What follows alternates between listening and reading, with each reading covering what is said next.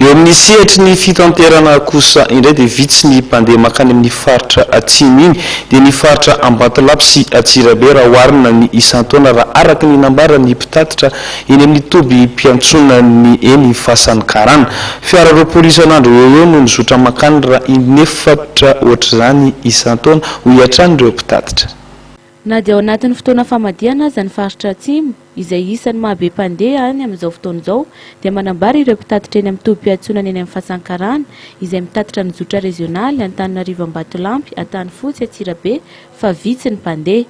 Misy 20 ireo fiara mandeha any Ambatolampy isan'andro raha manodidina 520 ka hatramin'ny 20 ny mandeha any Atsirabe izay ampahefan'ny fiara mandeha any isan-taona rehefa mivanimpotoana sahala amin'izao.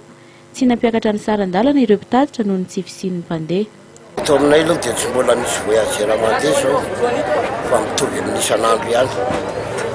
Nefa isan-taona ohatr'izao manao azy? Isan-taona ohatr'izao fa misy ihany fa zao zany le olona masahirana.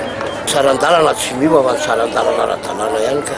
Ambatolampy 4,000, Ambohimandroso 10,000, Antanimpotsy 7,000. Mitaraina amin'ny fahalitoan'ny tobim-piantsonana eny amin'ny Fasan'ny Karana ireo mpitatitra izay tsy misy ny fikarakarana ataon'ny tompon'andraikitra nefa mandola atsan-kemboka ara-dalàna izy ireo.